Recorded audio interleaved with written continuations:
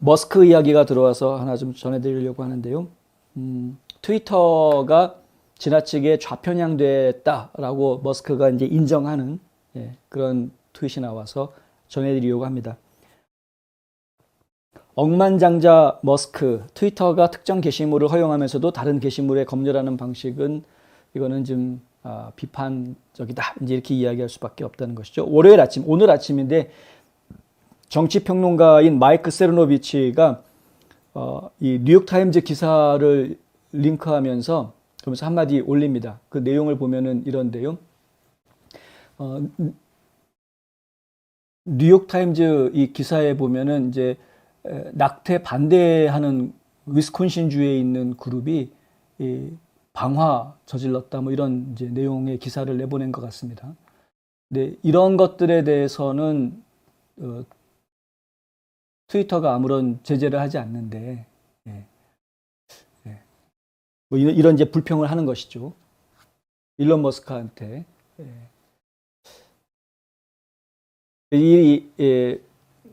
낙태 반대론자들이라고 하면 이제 보수주의자들로 봐야 되는 것인데, 그럼 보수주의자들이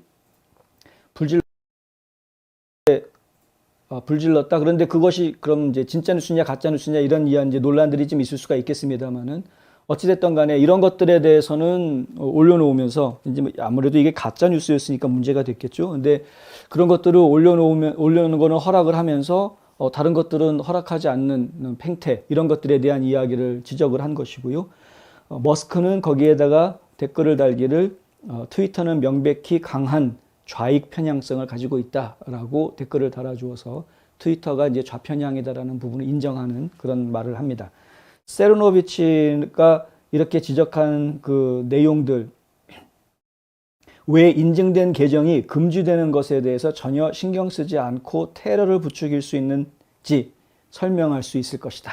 이런 식으로 이제 비판하는 목소리를 냈는데, 새로운 트위터 소유자를 플랫폼에서 검증된 캐롤라인 라일리라는 여성의 트윗을 언급을 합니다. 낙태 반대 단체에 대한 방화 소식에 대해서 그녀는 더 많은 것을 이 사람들은 땅에서 썩기 전까지는 평화나 안전의 순간을 결코 알지 못할 것이다 라고 말했다는 것이죠. 그러니까 이 뉴욕타임즈의 뉴스도 낙태 반대 단체에다가 방화를 저질렀군요. 그러니까 단체에다가. 그런데 그 방화를 저지른 것은 그러면은 친낙태 시위대였을 건데, 그 소식을 놓고 이 캐롤라인 라일리라는 여성이 트위터에다가 이렇게 말을 했다는 겁니다. 더 많은 것을 이 사람들은 땅에서 썩기 전까지는 평화나 안전의 순간을 결코 알지 못할 것이다. 야, 이렇게 이야기했다는 것이죠. 이게 이제 그 지금 미국 사회가 그 어느 때보다도 양극화돼 있다라는 부분을 저희가 좀 굉장히 주목해야 되는데, 미국만 그런 게 아니라 지금 현재 한국 상황도 보니까요 상당히 양극화되어져 있는 모습을 봅니다. 보수주의자들과 진보주의자들 사이에 전혀 대화가 되지가 않는, 전혀 대화가 되지 않는, 심지어는 뭐 감정적으로 너무 지금 치닫아져 있어서 보수주의자가 진보주의자들 보면은 그냥 막말로 죽여버리고 싶다는 생각이 먼저 드는 뭐 이런 상황까지 와 있는. 근데 이것은 결코 바람직한 일이 아닙니다. 상식을 가지고 생각을 좀 하셔야 되는데, 진보주의자도 내 나라 사람이고 보수주의자도 내 나라 사람이고, 그리고 이 땅에는 진보주의적인 생각도 필요하고 보수주의적인 생각도 필요하고 둘 다 필요한 거지, 둘 중에 하나는 없어져야 되고 둘 중에 하나는 살아남아야 되는 그런 것이 아닙니다. 서로가 보완해 주는 관계여야 하는 것이지 서로가 으르렁거리고 싸워야 되는 관계가 되는 것이 아닙니다. 지금 이 캐롤라인 라일리가 이야기하는 것처럼 저들은 죽을 때까지 깨닫지 못할 거야 라고 그냥 체념해버리고 공격할 그런 문제가 아닙니다. 저들이 왜 저런 생각을 하고 있는 거지? 이해해 보려고 애쓰려는 것이 사실은 우리의 자세가 되어야 되는 것입니다. 사실은 안타깝지만, 그런데 그런 자세를 갖기가 쉽지가 않죠. 왜 이렇게까지 우리가 지금 이 시점까지 오게 됐느냐? 그것은 단순한 좌파, 단순한 우파의 문제가 아니기 때문에 그렇습니다. 지금 현재 이야기가 되고 있는 부분들은 극좌, 극우 현상들로 대변되고 있기 때문에 그렇습니다. 그러니까 지금 보수주의자들 입장에서 보았을 때 저쪽 좌파들이 하는 이야기는 극좌파에서나 나올 수 있는 이야기들을 하고 있기 때문에 지금 문제시하고 있는 겁니다.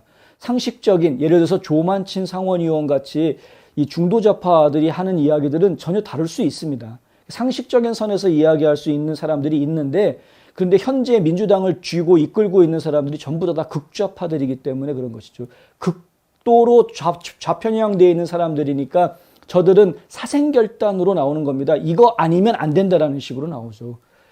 그래서 대화가 안 되는 겁니다. 우파도 마찬가지인데요. 우파도 극우로 가면은 똑같습니다. 대화가 안 됩니다.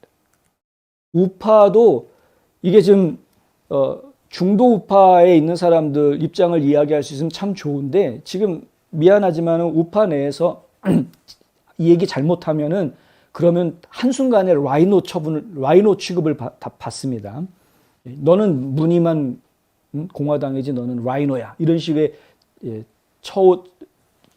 처분을 받기 때문에, 그러니까 우파 내에서도 좀 이렇게 중도라든가 중심을 잡을 수 상식적으로 생각할 수 있는 사람들은 되도록이면 말을 아낄 수밖에 없는 상황이 점점 되어가고 있습니다. 강하게 이야기하는 사람들 목소리가 점점 더 커질 수밖에 없는 그런 상황이 되어가고 있죠. 그런데 바람직하진 않습니다. 솔직하게 얘기해서. 그 트럼프 대통령을 놓고 저쪽에서 저 극우다라고 주장을 하죠. 좌파들은 트럼프 대통령을 놓고 극우라고 이야기하는데 우리는 아닌 걸 압니다. 그런데 좌파 입장에서 보면은 극우라고 몰아붙일 수 있는 여러 가지 이유들이 또 몇 가지가 있습니다. 안타깝지만은 그 이유들은 이해는 좀 됩니다. 사실은 아니지만. 트럼프 대통령은 극우였던 적은 없습니다. 극우였던 적은 없는데 트럼프 대통령의 말이나 행동이 워낙에 좀 셉니다. 그리고 지금 아슬아슬한 라인에 가까이 가 있는 경우들이 많이 있습니다. 그렇다 보니까 오해들을 많이 불러일으켰죠. 좌파들이 봤을 때 트럼프는 극우다, 좀 백인 우월주의자다, 이런 식으로 막 몰아붙이는 것인데요. 트럼프 자신은 절대 백인 우월주의자도 아니고 그렇다고 극우도 아닙니다. 그런데 지금 트럼프를 추종하고 있는 사람들 중에는 극우주의자들이 꽤 있습니다. 이거는 저희가 지금 신중하게 생각해야 됩니다. 트럼프 대통령을 추종하는 세력 중에 백인 우월주의 단체들이 있습니다. 사실입니다.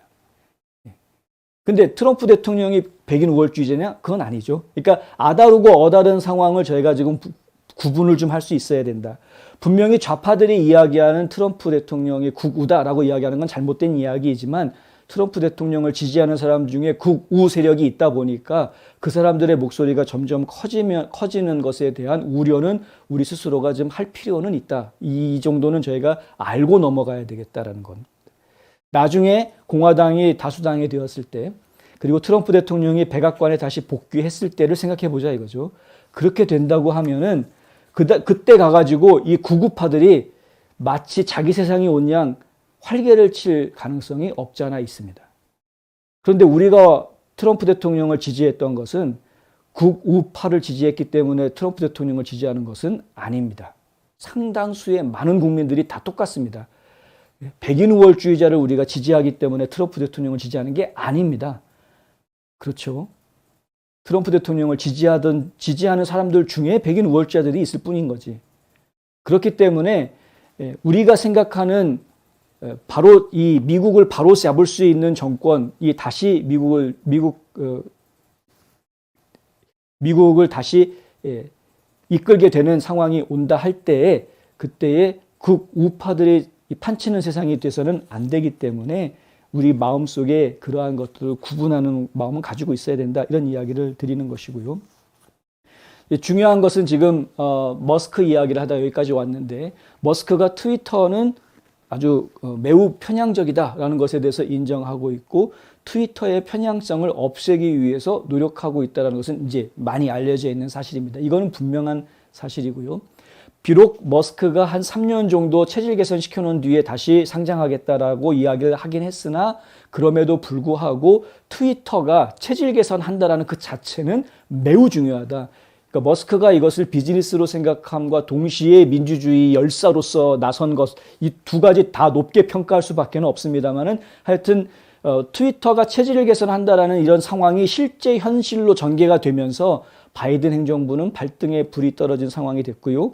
앞서 미주리주 그리고 루이지애나주가 바이든 행정부를 고소했다, 소송을 걸었다라고 보도해드린 내용과 같이 이미 바이든 세력은, 바이든을 중심으로 한 이 극좌파 세력들은 이 소셜 플랫폼들을 구워 삶아서 어떻게 해서든 좌편향적인 검열을 하게끔 계속해서 이끌어 왔는데, 머스크가 갑자기 튀어나와가지고 이거를 너무 좌편향됐다, 이건 이제 다시 우리는 공평한 플랫폼을 만들겠다라고 딱 말을 해놓고 나니까, 이거 가지고 안 되겠구나 해가지고 지금 국토안보부를 이용을 해서 5정보통치위원회 해가지고 Disinformation Governance Board라는 걸 만들고, 그리고 역시 국민들을 검열할 수 있는 기준들을 지금 내놓겠다, 이제 이렇게 이야기하고 있는 상황까지 와 있는 것이고요.